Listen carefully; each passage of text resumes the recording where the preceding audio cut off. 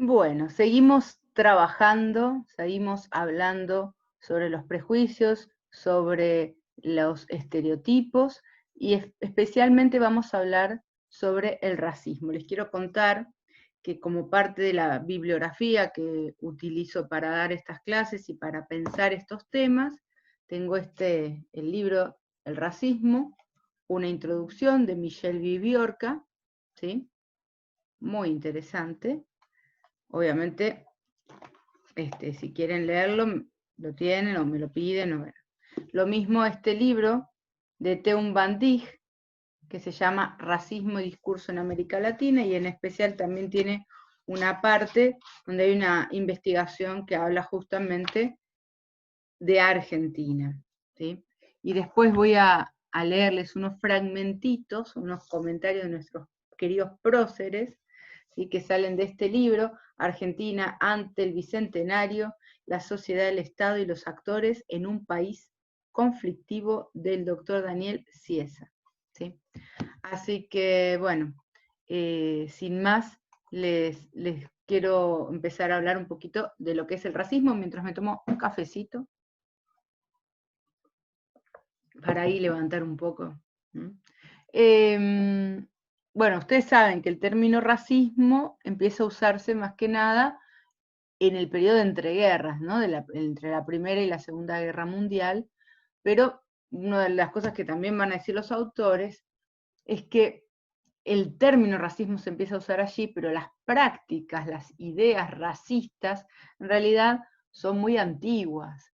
Piensen en esta idea de las invasiones bárbaras, ¿no? O cuando los antiguos griegos o se hablaba de los bárbaros, los que hablaban otro idioma, ¿no? Eran los extranjeros, básicamente. Todos aquellos que estaban más allá de las ciudades-estado, por ejemplo, que eran considerados seres humanos, pero eran inferiores, para ellos eran inferiores.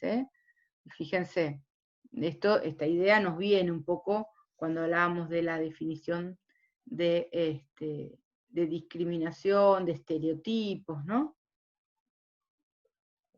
De pensar a un grupo o a un colectivo como inferior, como diferente. Bueno, nosotros nos vamos a enfocar no en los tiempos bárbaros, ni mucho menos, sino en la época nuestra, la época de la sociedad occidental más moderna, ¿sí? Nuestra entre comillas, digamos, a donde nosotros podemos identificarnos, ¿sí? Pero entonces decimos, ¿qué es el racismo? Bueno, por un lado es un comportamiento y también es una ideología. Un comportamiento racista, vamos a decir, cuando observamos que hay comportamientos que demuestran un odio o un menosprecio para determinadas personas por el color de su piel, por algún rasgo físico asociado a una raza, que no, digamos, a una raza, a una etnia, porque, o la idea misma de que hay una raza es racista. Eso tiene que ver con una ideología. La ideología racista tiene que ver con eso de eh, cuando se somete a un grupo en base a una teoría que sostiene, en base a prejuicios, ¿sí? O creencias infundadas, que hay unos que son superiores a otros. Esto obviamente ha llevado a una gradiente, que vamos a decir, bueno, de una discriminación hasta un genocidio, ¿sí? Pasando por el medio por todas las posibilidades. Decíamos entonces que hay algunas características que podemos identificar en la teoría racista, ¿no? ¿Cuáles serían los ejes fundamentales, o qué podríamos decir que aquí estamos ante una teoría racista? Bueno, esto que les decía, si pensamos que los seres humanos se dividen en razas, ¿no? Ya sea que negra, blanca y amarilla, bueno, esto es racista, esto es parte de la idea racista. Que pensamos que la idea del mundo en razas tiene que ver con una cuestión cultural y demás, no, como diciendo que, bueno, los negros tienen esta cultura, los blancos tienen esta cultura, los amarillos tienen otra cultura. En todo caso, habrá que hablar de las culturas étnicas, ¿sí? Porque de hecho, no hay pruebas que hablen de que las personas que tienen determinadas características son de tal o cual manera, o tienen determinadas cuestiones que son mejores o peores que otras. Son simplemente divisiones que hacen a lo científico, a lo biológico, para fundamentar la teoría racista, ¿sí? Pensar que hay jerarquía entre estas razas, decir, bueno, la mejor es la blanca, le sigue, no sé, la amarilla y después la negra. Bueno, esto es racista, pero para la teoría racista esto es así. El mundo está dividido en razas, las culturas tienen que ver en función de las razas, a cada cultura, de cada raza, le otorgan determinadas características, determinados rasgos de distintas cuestiones, y además hay una jerarquía. Esto hace la teoría racista, ¿sí? Y de hecho, fíjense cómo será que cuando se habla de mezclar razas, por estas, digamos, ¿no? En los términos de la teoría racista, lo estoy diciendo, hablamos de una degeneración, ¿sí? Una degeneración de las razas superiores. Bueno, esto es muy claro y muy fácil de ver si pensamos en el nazismo, la búsqueda de la raza aria, de la perfección. Bueno, les voy a dar un ejemplo para suavizar un poco lo denso teórico, y podemos pensar en Harry Potter. ¿Qué pasa con Hermione? Hermione es Smuggle, no es raza pura, no es raza pura de mago. ¿Por qué? Porque es mezcla de uno con otro. Bueno, ahí está esa explicación, ¿sí? Esa cuestión de racismo. Ahora, desde ya que todo esto tiene una absoluta falta de justificación científica. Estos rasgos, estas cuestiones que marca la teoría racista, no tienen ningún sustento científico, y si vamos al caso, ¿sí? La supuesta diversidad bioquímica, genética o sanguínea entre individuos que supuestamente pertenecen a una misma raza es mucho más fuerte, o puede ser más fuerte que la que sustentan personas que pertenecen a razas, entre comillas, diferentes, ¿sí? Porque ya dijimos que razas no hay, serían etnias. Porque, vamos a decir, el ADN, que ha sido una revolución en la ciencia, el descubrimiento del ADN, da cuenta de que el concepto de raza es irrelevante, no tiene ninguna importancia, es inexistente, no existen las razas. El 99,9% de los rasgos genéticos de los seres humanos son iguales. Los rasgos genéticos, dice así, pero bueno, genéticos, de los genes. Somos todos iguales. O sea, la ciencia básicamente es la que me da el argumento para rechazar todo tipo de racismo, pero además no es solo la ciencia, obviamente la ética, la política, me da los argumentos para rechazarlo, ¿sí? Sin embargo, como decíamos, la ideología racista básicamente ha justificado los crímenes más aberrantes, como lo que pasó en la Alemania nazi o el apartheid de Sudáfrica y de otros lugares, ¿no? Ahora, no hay que ir tan lejos y mirar a Europa con el nazismo, África y el apartheid, sino que podemos mirar nuestro territorio. Podemos pensar en la xenofobia, ¿no? Ese odio a los extranjeros, esa palabra de xenos, que viene de extranjero, ajeno, ¿no? Y fobia, bueno, de odio, miedo, aversión.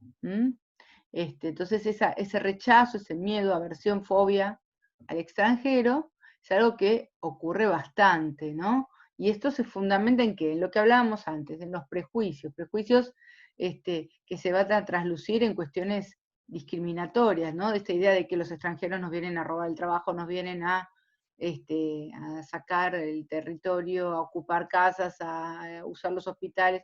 No quiere decir que a lo mejor haya algunos extranjeros que ocupen casa, otros que usen los recursos, y otros que, no sé, que le ganen el puesto de trabajo a otro, pero esto no de ninguna manera explica ni la desocupación, ni los problemas en los hospitales, ni en la salud, ni mucho menos. Son simplificaciones que se hacen justamente para reforzar esos estereotipos y para afianzar esos prejuicios. Obviamente estas son cuestiones que dan para el debate.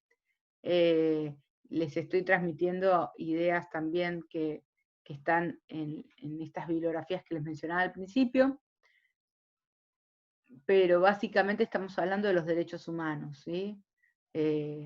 Así que más allá de las cuestiones ideológicas personales, lo que hablen en sus casas, en su familia, lo que sea, la verdad es que nuestra propia Constitución garantiza el derecho a migrar, y en este sentido la xenofobia sería un rasgo aberrante, el odio al extranjero. En general se marcaba mucho esta idea de que el extranjero, determinado tipo de extranjero, no todo el extranjero, porque viene un parisino y la gente le tiende la alfombra roja, un inglés, ¿no? Porque se supone, al menos se suponía, o incluso la misma Constitución llamaba a determinado tipo de migración en favor de esa idea de mejorar la calidad del ser nacional. En cambio, otro tipo de extranjero parecería ser que viene a alterar nuestras costumbres, poner en riesgo nuestras costumbres, nuestra identidad nacional, a quitar el trabajo, como les decía, los espacios de los hospitales, de las escuelas, de la universidad, vienen a estudiar, se van, qué sé yo. Entonces se aspira a políticas más restrictivas, segregacionistas, cosas que efectivamente, de hecho, muchas veces triunfa. No por nada tenemos en el mundo algunas presidencias que han sido muy radicales en este sentido y muy xenófogas.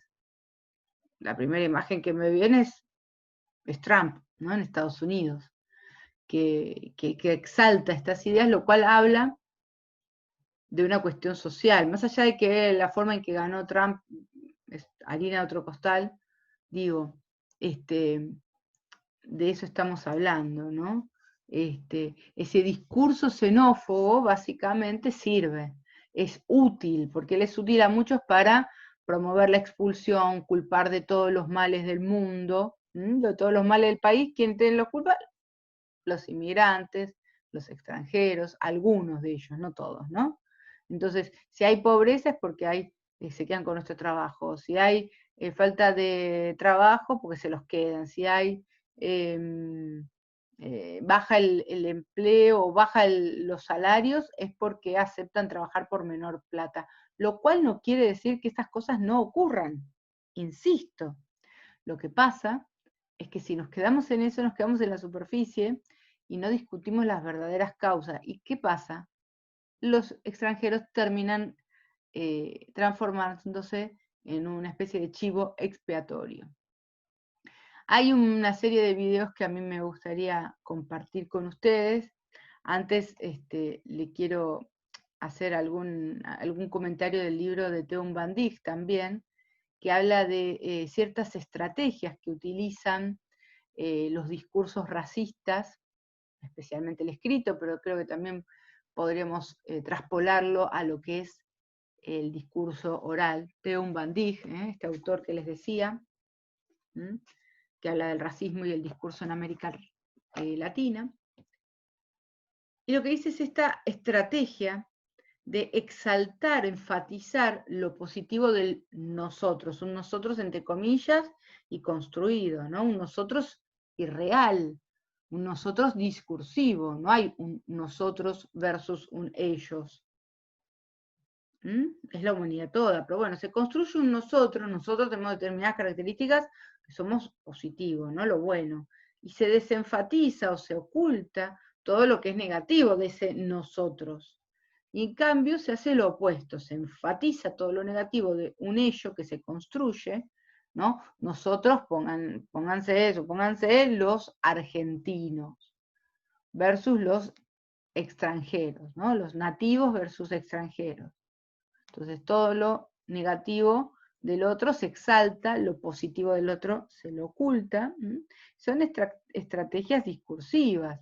También está esto de construir un ello y que siempre ocupe, por ejemplo, en los diarios, ciertos lugares destacados, o en las noticias, ciertos lugares destacados, y que cotidianamente, todos los días te repiten historias negativas, ¿no? Que refuerzan estos estereotipos que estábamos hablando, y además se habla desde un lenguaje que me transmite cierta negatividad, ¿no? Terroristas traidores, inmigrantes ilegales, inmigrantes ocupas, ¿sí? O una metáfora, por ejemplo, negativa, que diga una ola de invasión de no sé qué, una invasión de extranjeros, estos parásitos que vienen a chuparnos la sangre y usar nuestros recursos. Entonces, de alguna manera, exaltan el descontento popular, el descontento de la gente. Y además utilizan muchas falacias argumentativas, o sea, argumentos falsos con alguno que otro dato verdadero, como para poder desacreditar y generar un discurso como de verdad que se va instalando, ¿no? Y nos referimos a esas personas que hacen tales cosas y tales otras. Bueno, todo eso son estrategias, ¿no? Tengamos en cuenta que hay una obligación de no discriminar, es ley, es ley. Esta idea de tratar a personas o grupos de personas como si fueran inferiores, ¿sí? Como si no tuvieran los mismos derechos que el resto, por el solo hecho de merecer a pertenecer a tal o cual grupo. Entonces, es una acción prohibida por ley discriminar, no es simplemente, ay, qué feo que discrimine, no, es ilegal, puede ser sancionada, es para tener en cuenta. Además, convengamos que Argentina es signataria, o sea, ha firmado tratados de derechos humanos, pactos de derechos humanos, que apuntan justamente a considerar la discriminación como una acción muy grave. Y así que tenemos instrumentos internacionales como la Convención Americana de Derechos Humanos, el protocolo adicional de la Convención Americana en materia de los DESC, los famosos DESC, que tiene los derechos económicos, sociales y culturales, que tiene la obligación de no discriminar. ¿sí? Entonces ya no es una cuestión de me gusta, no me gusta. En el video anterior les mostré un videíto de unos niños dominicanos, que ustedes si lo buscan en internet van a encontrar también el video de los niños mexicanos, que nos demuestra que el racismo no es algo innato, no es algo con lo que uno no nace racista.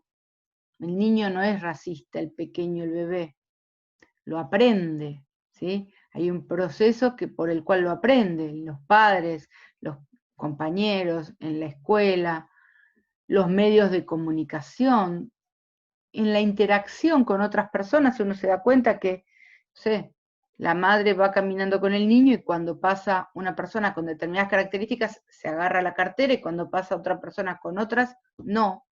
O sea, hay algo que te está diciendo ahí, acá es peligro, allá no. Esta persona es peligrosa, la otra no. Es ni hablar de el relato diario de los medios,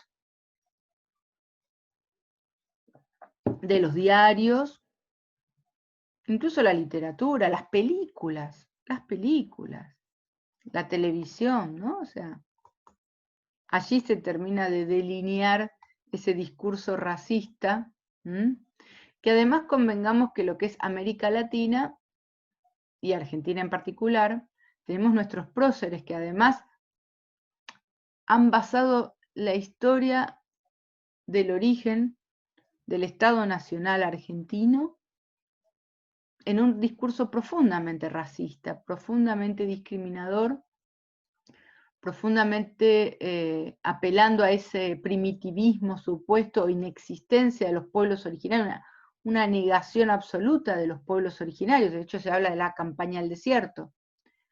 Aquí no había nada, se avanzó, y se lo mató, hasta que vino el informe Vialema-C, un informe por el cual se reconocía que las condiciones, ¿no? en las que vivían y demás, pero bueno, básicamente convengamos que había esclavitud en Argentina.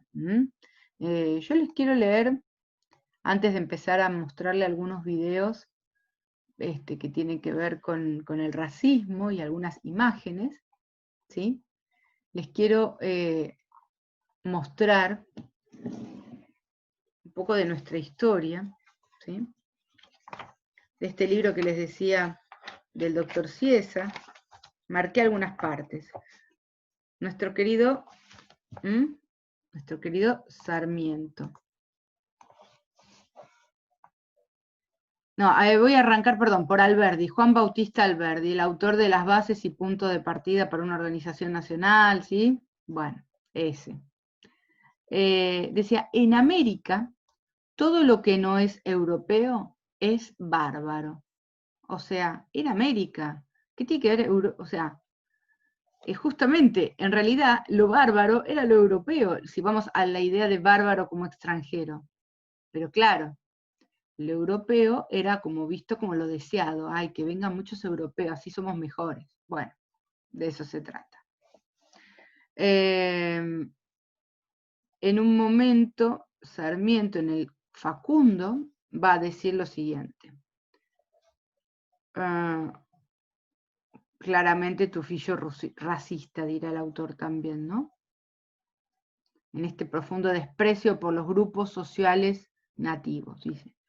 Ha resultado un todo homogéneo que se distingue por su amor a la ociosidad y su incapacidad industrial. Ociosos e incapaces de producir algo, ¿no? O sea, como diciendo, los pueblos originarios y demás son ociosos, son vagos y mal entretenidos, no quieren trabajar, no pueden producir nada, dicen. Mucho debe haber contribuido a producir este resultado desgraciado la incorporación de indígenas que hizo la colonización. O sea, la colonización incorpora a los indígenas a la matriz productiva, dice, esto bajó la calidad de las personas. ¿Sí? Las razas americanas, fíjense ya, hablamos de raza, bueno, viven en la ociosidad y se muestran incapaces aún por medio de la compulsión, o sea, obligándolos tampoco, ni obligándolos, digamos, para dedicarse a un trabajo duro y seguido. Claro, los gauchos, digamos, cuando se incorporan los pueblos originarios, todavía como que esa mezcla no daba un trabajador como la gente, parece ser, ¿no? Dice, entonces continúa. Esto sugirió la idea de introducir negros en América, que tan fatales resultados ha producido. Es decir, bueno, no me sirvieron los pueblos originarios, vamos por los negros a ver si alguno se digna a trabajar, porque nosotros, señores blancos de la élite dominante, no podemos mancharnos nuestras botas con la bosta de los campos. Y sigue. Pero no se ha mostrado mejor dotada de acción la raza española, cuando se ha visto en los desiertos americanos abandonada a sus propios instintos. Bueno, todo el tiempo hablando de las razas, por cierto, ¿no? Bueno, esta es genial. En un momento tiene que hablar sobre el discurso, sobre el voto, el sufragio universal. Obviamente, de la mano del discurso racista hay un discurso elitista. Si ellos son inferiores, hay unos que son mejores. Bueno, Sarmiento sostiene este discurso y en el Senado va a decir, la clase decente, o sea, nosotros, forma la democracia. Ella gobierna y ella legisla. Cuando decimos pueblo, entendemos los notables, activos, inteligentes, es decir, la clase gobernante. O sea, los gobernantes es la clase, la élite. Somos gente decente, continúa Sarmiento. Patricios, no porque se llaman patricios, sino porque son patricios, patricios a cuya clase pertenecemos nosotros, pues no ha de verse en nuestra cámara, o sea, no, tenemos que ser, los gobernantes son patricios, no se pueden ver ni negros, ni gauchos, ni pobres, o sea, Esto de voto universal sería terrible, imagínense. Abrimos el voto universal y en lugar de estar nosotros, los patricios, que somos la gente decente, se nos incorpora la chusma, los negros, los pobres, los gauchos, no, dice, de ninguna manera, dice. Somos la gente decente, es decir, patriota. O sea, los únicos que sabían supuestamente que era la nación y la patria eran ellos.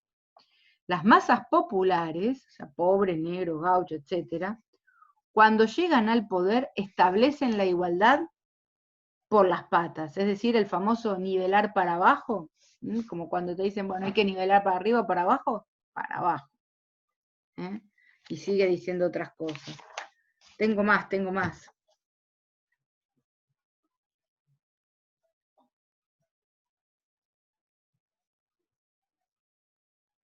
¿Qué más, qué más, qué más?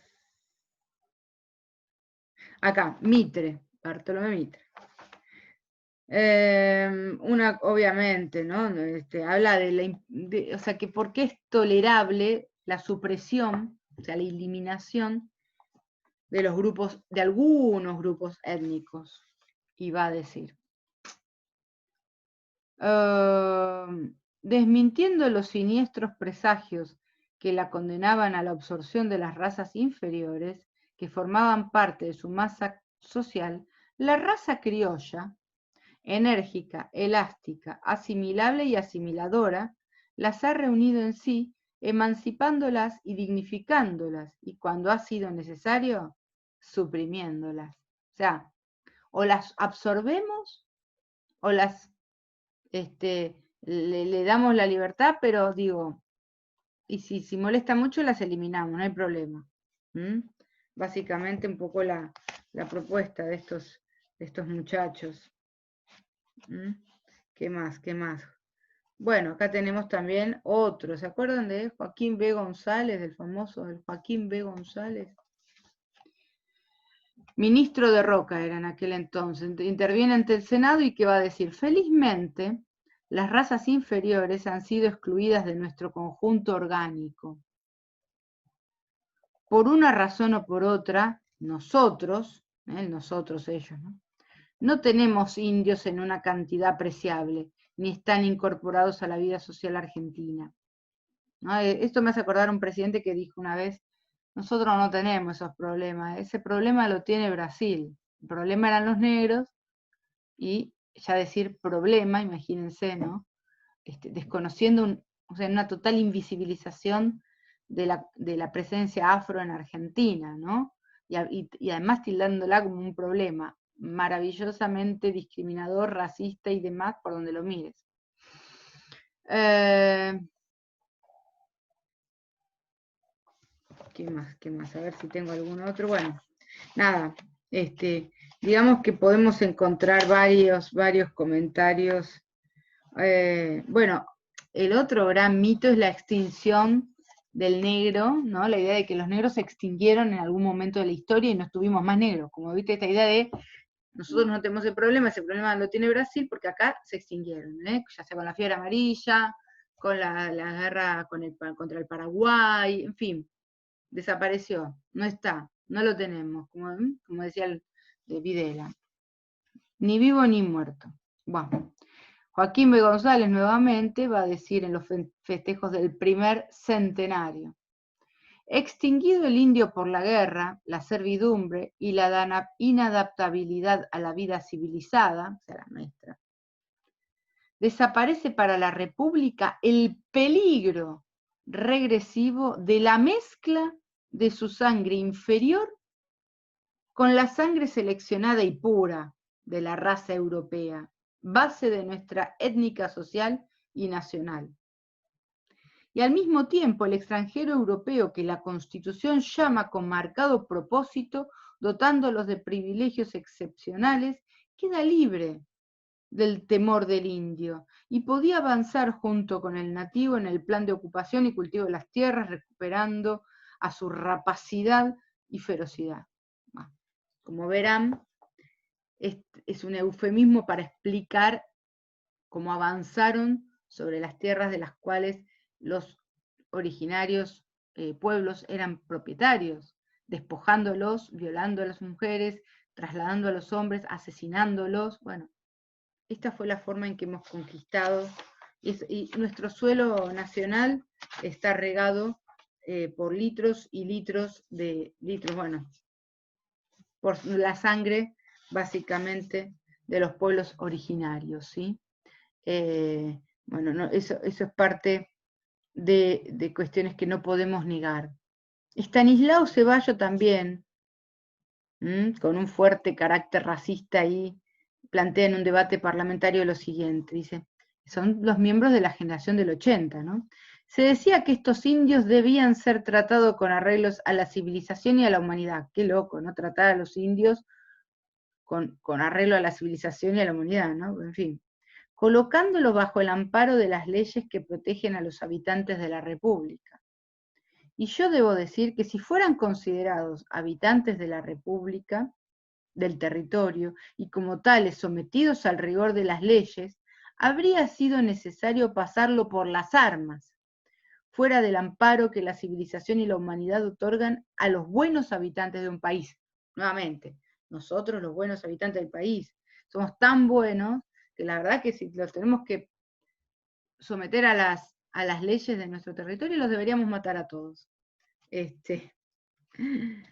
Así que, bueno, estos son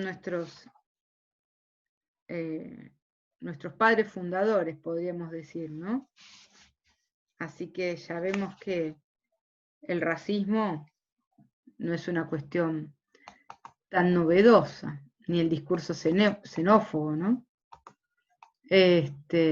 Así que me gustaría a lo mejor cerrar con algún videíto. Vamos a escuchar en breves palabras a Miriam Gómez, una activista, profesora de literatura, amiga mía también, hablando sobre estas cuestiones de la definición. Esperen que quiero encontrar el video y lo voy a poner en pausa y lo quiero compartir.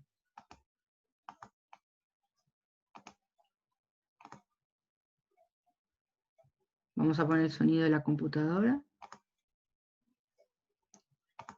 Trabajamos hace muchos años en la Argentina para visibilizar una presencia negra largamente negada, desprestigiada, ocultada, ¿no? La Argentina vendió muy bien al resto del mundo esta imagen de país blanco y europeo, una imagen totalmente equivocada, errónea. La Argentina no es blanca ni es europea, es diversa, es plurinacional, es multilingüista, y por supuesto están los pueblos originarios y también las comunidades negras como producto del tráfico esclavista, y otros pueblos y minorías invisibilizadas como por ejemplo el pueblo romaní. Verán entonces, ¿no? Argentina no es blanca y europea. Hemos vendido la idea de que Argentina es blanca, europea, somos la Francia del sur. No, señores, no somos la Francia del sur. La verdad es que Argentina es diversa, hay muchas etnias, no razas, etnias habitando. La historia la han hecho distintas etnias, también la ha hecho la esclavitud que hemos tenido aquí. Acá se comercializaban, se compraban y se vendían en el Patio Bullrich y lugares similares, personas traídas esclavas, en condiciones sometidas a la esclavitud y vendidas como uno vende la carne en el mercado de Liniers, pues similar. Eso también forma parte de nuestra historia nacional. Y vamos a ver algún videíto que hable también de estas cuestiones. Quiero compartirlo, a ver si lo encuentro. Vamos a compartir la historia de los negros en Argentina. 3 minutitos. Es muy cortito, y después corto para hacer otro video y que no se haga esto tan largo, así lo cortamos en 3 partes. ¿Qué les parece? Vamos un segundo.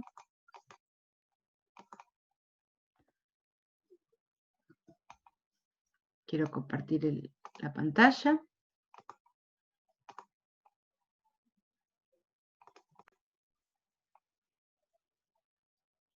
Vamos a dejar compartir por la duda, quiero chequear que está compartido con el sonido, sí, muy bien. Negros en Buenos Aires se llama.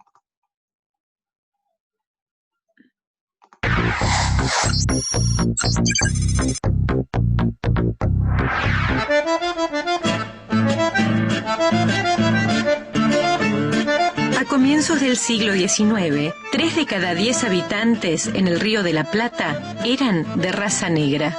Los argentinos en términos generales creen que no hubo negros acá, ni en Buenos Aires, ni en el resto del país. Esta es una idea equivocada. Comúnmente niegan la existencia, entonces hay que obligarlos a recordar que no hay un 25 de mayo, una fiesta del 25 de mayo, en que no haya negros y negritas, chicos disfrazados de negros y negritas. Era muy común que la gente, a la llegada de un barco negrero, fuese y comprase un lote de negros. Y los comprasen no solo para uso particular en el sentido de servicio doméstico, sino que les hiciese aprender una profesión, los mandaba a aprender un oficio con un sastre, con un hojalatero, carpintero o zapatero, y posteriormente lo alquilaba. Es decir, que los jornales que percibía el esclavo, en realidad se los apropiaba el propietario. En 1853 se abolió la esclavitud en la Confederación Argentina, pero en Buenos Aires hubo esclavos hasta 1860.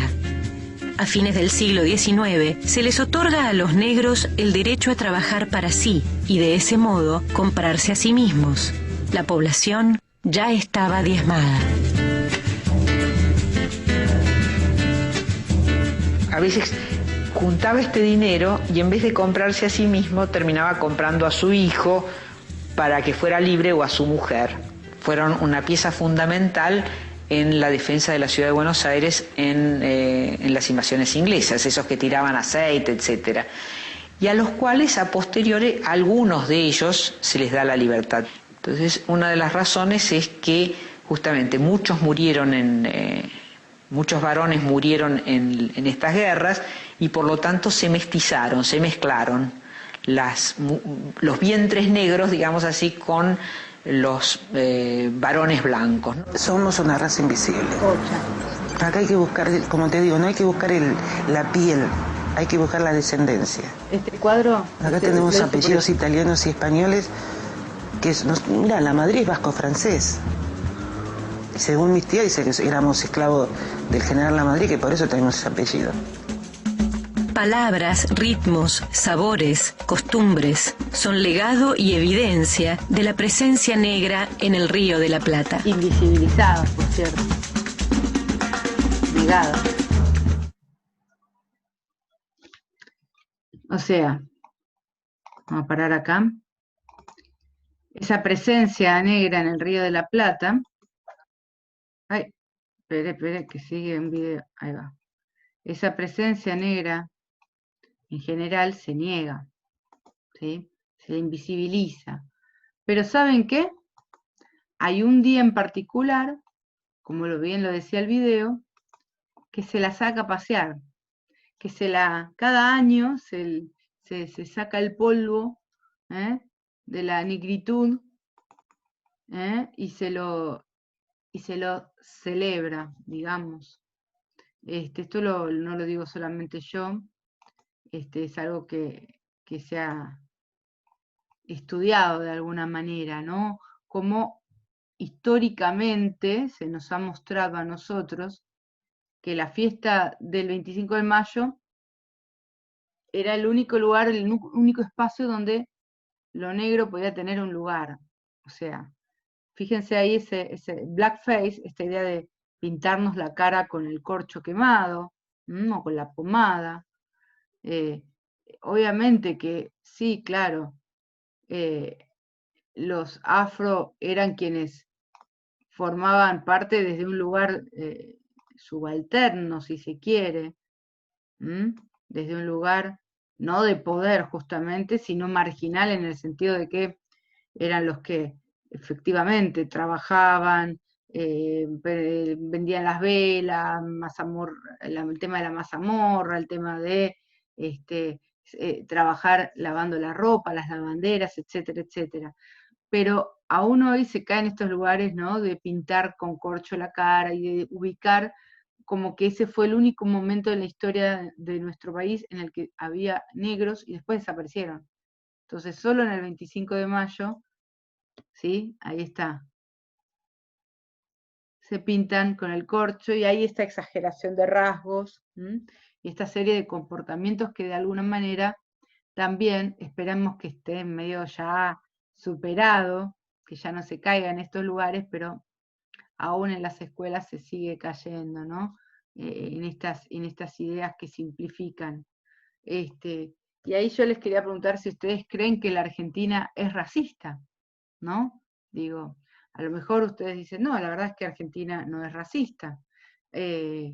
Bueno, sería un debate lindo para dar, y me parece que vale la pena que lo pensemos, que escuchemos. Cuando uno se pregunta algunas cuestiones, si son discriminatorias, si duelen, si no duelen, si son racistas, no son racistas y demás, además de lo que nosotros podemos estudiar, digo, también vale la pena escuchar a aquellas personas que son identificadas como las que son discriminadas, ¿sí? A ellos hay que preguntarles. Y acá quiero que escuchemos un pedacito, no lo vamos a ver todo, ustedes lo pueden buscar en internet, de ese debate que se dio en algún momento en la tele, preguntándose si Argentina, ¿sí?, era racista o no. Y los periodistas se enojan, dicen, no, pero ahí hay gente de la comunidad que va a decir lo contrario. Algunos de ellos yo los conozco y bueno, son personas muy inteligentes y muy formadas en la temática, obviamente. Están con nosotros Luis, Lisa, Nicanor, ¿cómo estás? ¿Por qué están acá con nosotros? Porque hoy es el día del afroargentino. Y quisimos tocar el tema, no pasarlo de largo, porque además nos parece, ellos seguramente lo dirán, que hay un poco de discriminación en Argentina. Vamos a ser sinceros, en Argentina hay un poco de discriminación. Hay poco afro, discriminación o no hay discriminación? Pero vamos a ver si los pocos que hay en relación con Brasil, con Uruguay, ¿cómo viven? Si Nicanor nos ha contado acá un montón de veces que a él le ha costado mucho algunas cosas por su color. Dale, vamos con el informe. Hoy se celebra el Día Nacional de los Afroargentinos y de la cultura afro. En Intratables nos preguntamos, ¿es racista nuestro país? No creo que la Argentina sea un país racista y por el contrario, la Argentina tiene una historia y una tradición de la comunidad afroafricana. Escuchen al actual ministro de Seguridad diciendo que al contrario, no solo no es racista Argentina, sino que tiene una cultura, una tradición, claro, una tradición esclavista. O sea, los esclavos que trajeron acá, o sea, eso no es una tradición cultural, eso fue esclavitud, eso no fue recibir de buena onda a los extranjeros, eso fue esclavizar y comercializar con personas. Digo, las cosas por su nombre, ¿no? Con todo respeto. Argentina no es racista, por analogía, Maradona no era futbolista. Usted lo está negando. Es lo que se enseña en la escuela. Es lo que se enseña en la escuela, que la Argentina es inclusiva, pero falaz total. Decir que la Argentina es racista sin explicar un poco de por qué se tiene esa idea es también un poquito irresponsable. Soy afroargentina. Desciendo de los esclavizados que trajeron acá como mano de obra barata y junto con los originarios formaron el Estado-Nación. No busquen este color, hay que buscarlos entre ustedes. Mestizaje acá siempre existió. En el último tiempo vemos una crecida de la xenofobia que nos preocupa. En Argentina hay racismo estructural, hay racismo en la sociedad y muchas personas incurren en prácticas racistas sin ni siquiera saber que es racista. Como si fuera la encuesta que hacemos siempre, arranco con ellos. Luis, ¿es racista Argentina? Obvio.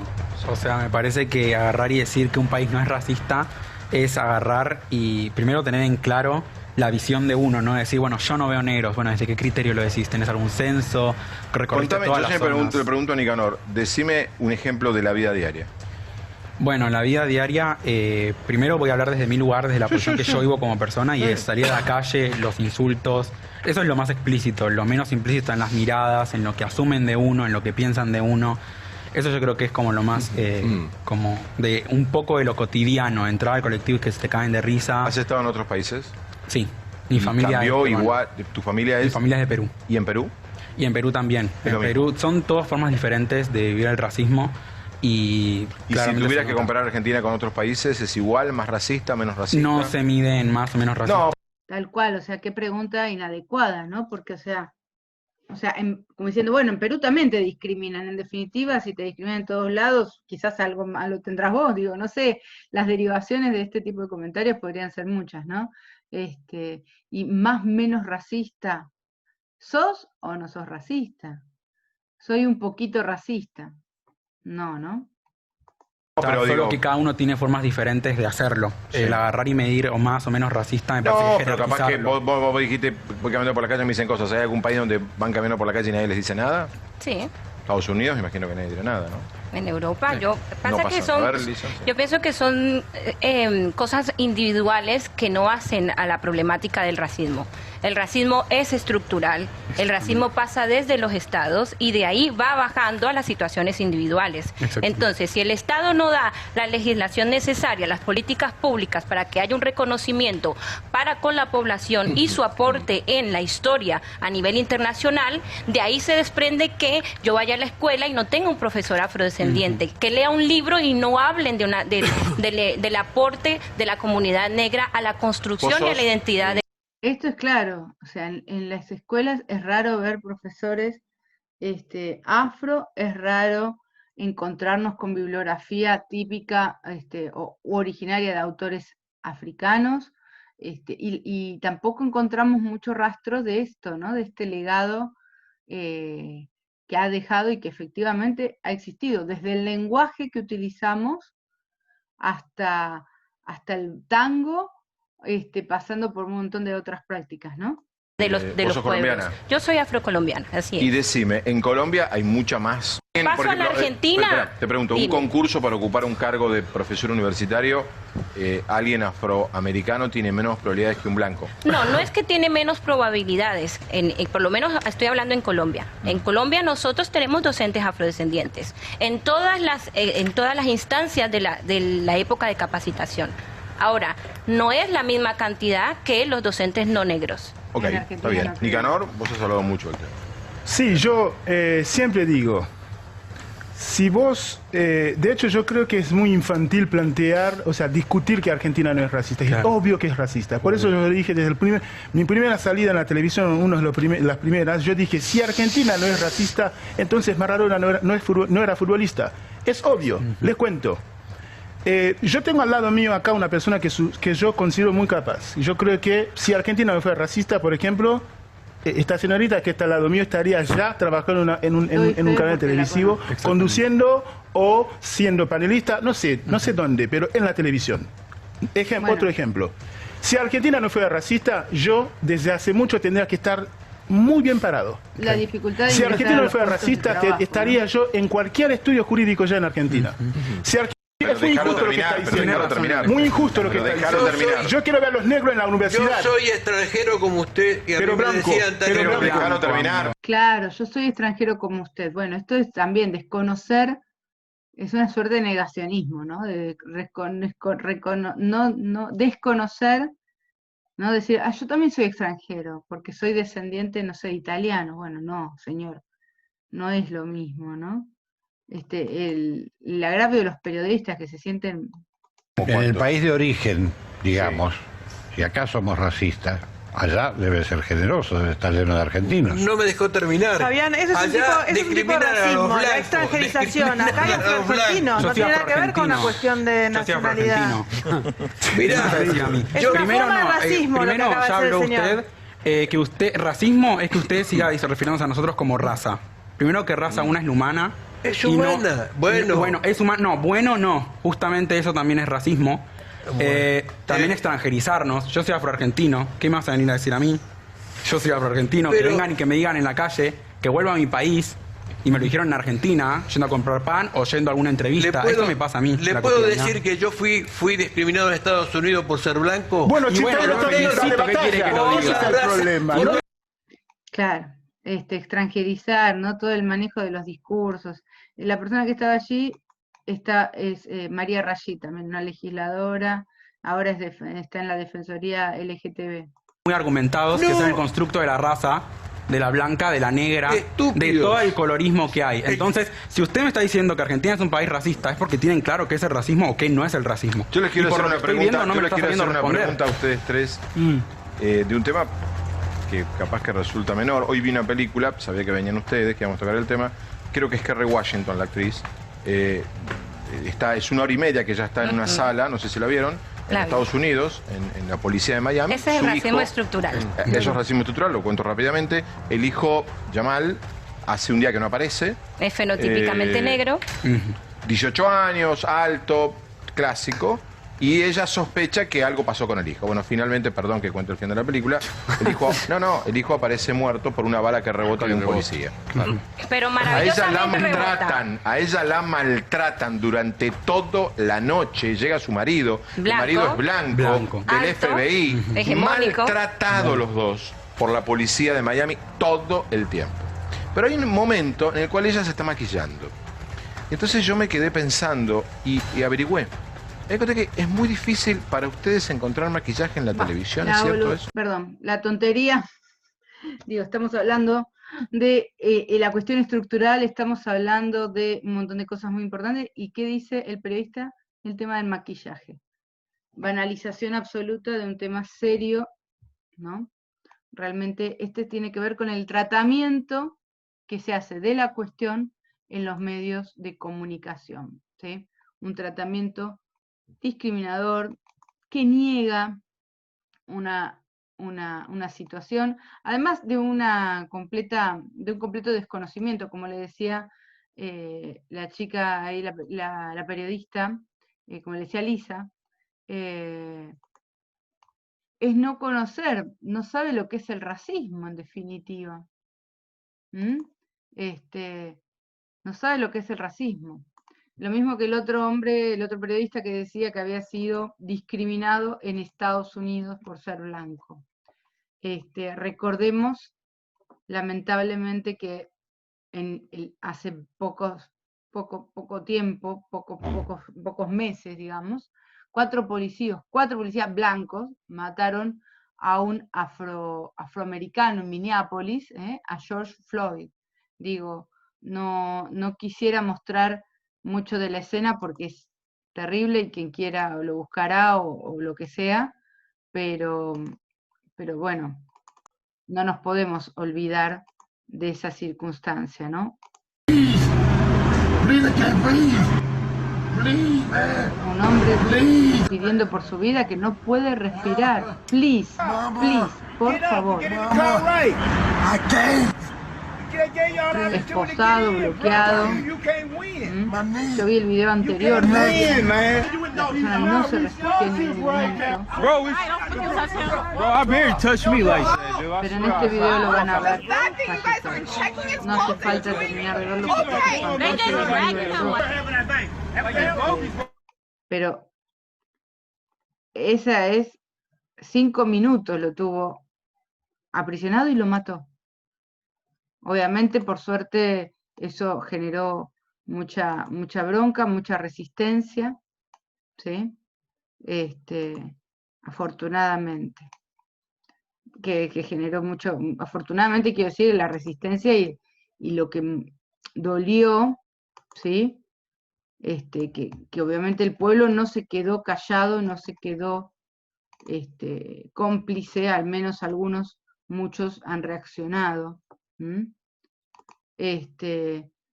Quiero terminar con un videíto por ahora, una entrevista muy interesante que ocurrió en la televisión pública.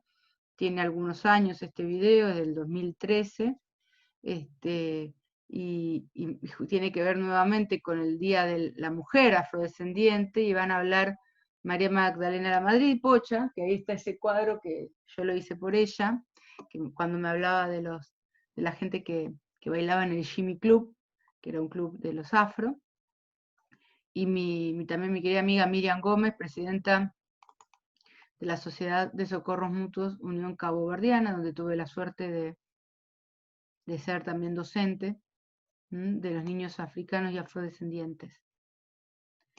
A ver si puedo compartir la pantalla y vemos este video. Primero tengo que encontrar el video. Acá está. Vamos a ampliar. Les quiero decir que desde el año 1992, cada 25 de julio, se celebra en varias partes del mundo el Día de la Mujer Afrodescendiente, instituido en conmemoración del primer encuentro de mujeres afro-latinoamericanas. Le voy a parar, voy a dejar de compartir y voy a subir porque está muy bajito esto y quizás no se escucha.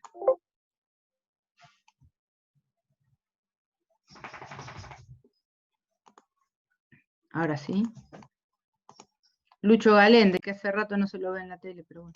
Cifra afro-caribeñas y como punto de partida para combatir la estigmatización, profundizar la visibilización de la mujer afro y reivindicar el aporte social, cultural, económico que han realizado a la conformación de los estados aquí en Latinoamérica. Para hablar sobre este tema estamos en este caso con María Magdalena Pocha La Madrid. María Magdalena, muchísimas gracias por estar aquí.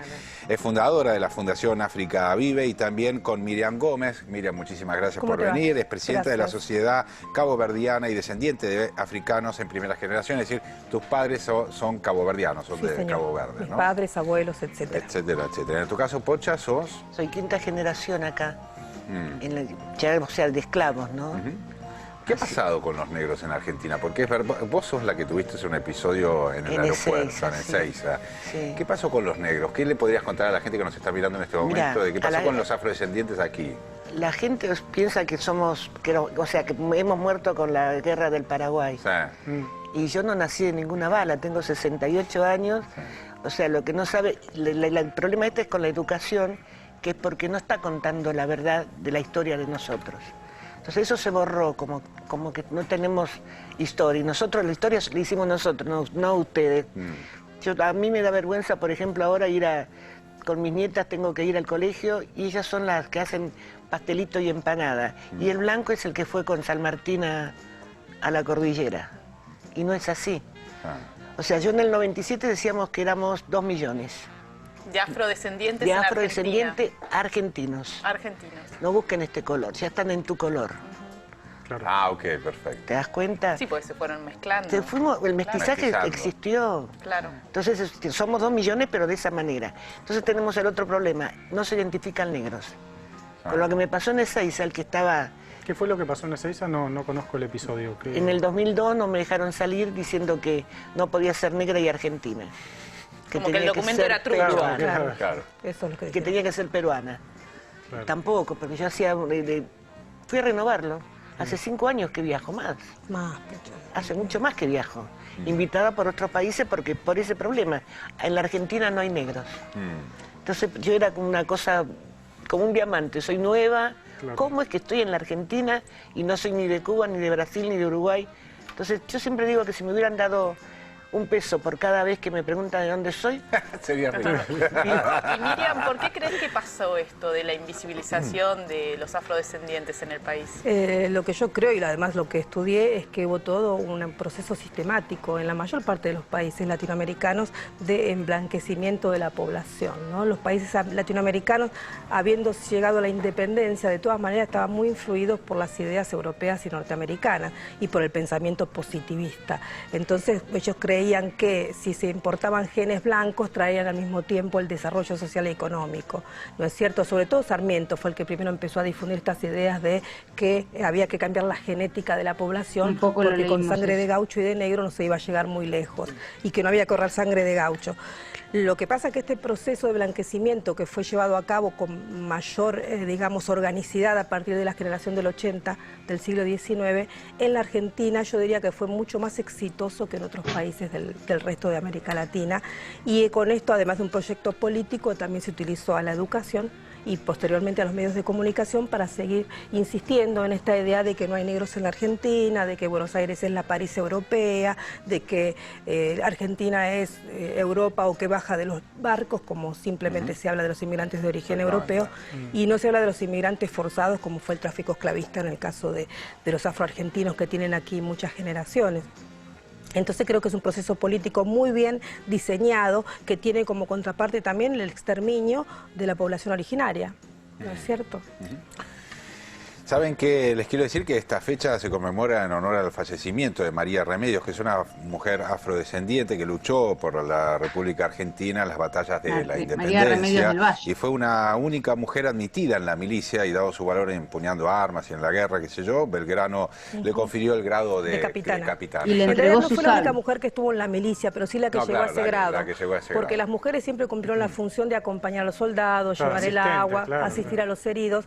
Pero la capitana María Remedios del Valle perdió primero a todos sus hijos y a su esposo en la guerra y después ella misma tomó las armas. Pero como ella hay otras mujeres, Josefa Tenorio, Carmen Ledesma, que se destacaron y que lucharon valientemente por la independencia del país, ¿no es cierto? Miriam Pocha, nos quedamos realmente sin tiempo en el programa del día de hoy. Es una pena, pero porque la verdad es que tenemos una bocha de temas para conversar y sería muy interesante en algún... La verdad que sí, un tema muy interesante y para seguir conversando. Y nosotros también dejamos hasta aquí y vamos a seguir conversando en el próximo videíto. Y las invito a seguir pensando estas cuestiones y a replantear un poco nuestras acciones y nuestros pequeños microracismos, y vamos a hablar un poco de eso. Vamos a seguir hablando de los medios de comunicación y de los microracismos y demás cuestiones. Gracias.